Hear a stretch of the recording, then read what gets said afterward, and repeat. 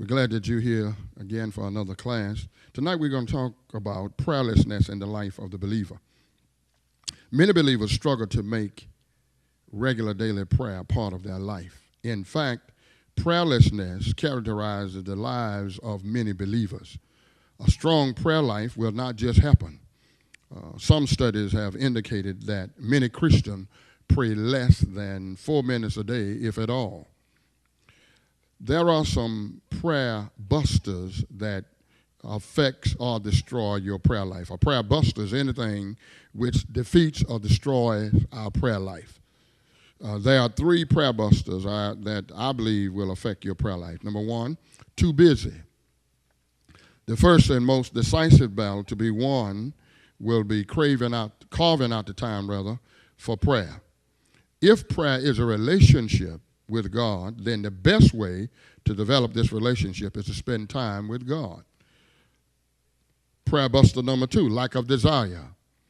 There will be times when you don't feel like praying, but don't yield to this feeling. Prayer buster number 3 is independence from God.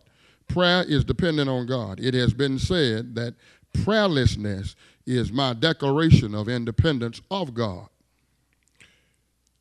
So we go from prayer busters to prayer boosters.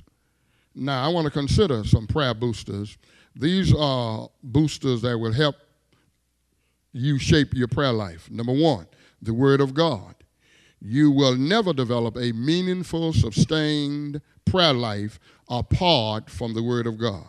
2 Chronicles 7:14, if my people, which are called by my name, shall humble themselves and pray, seek my face, turn from their wicked ways, then will I hear from heaven, and I will forgive their sin and heal their land. James said, you have not because you ask not. James 4:3 said, we ask, but no answer. You ask amiss.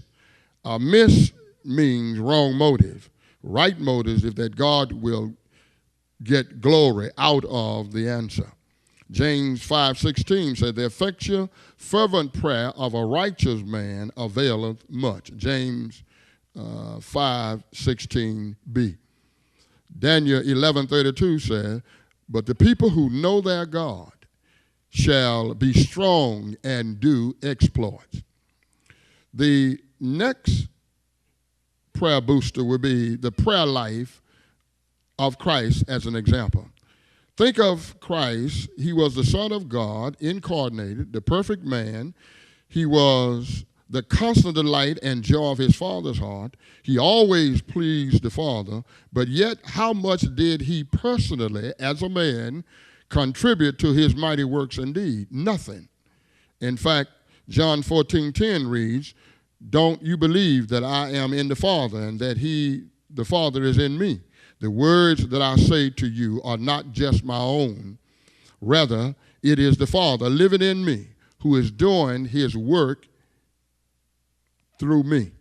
The disciples saw in Christ's life not only prayer, but a prayer life that demonstrated a dependence and an intimacy with the Father unlike anything else they ever seen. And they wanted to know the secret of this.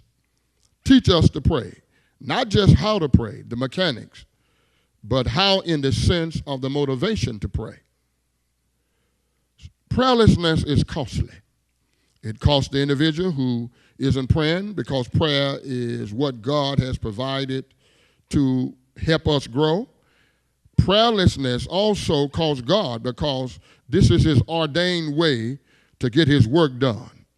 Prayerlessness also costs others who do not benefit from the prayers that are prayed.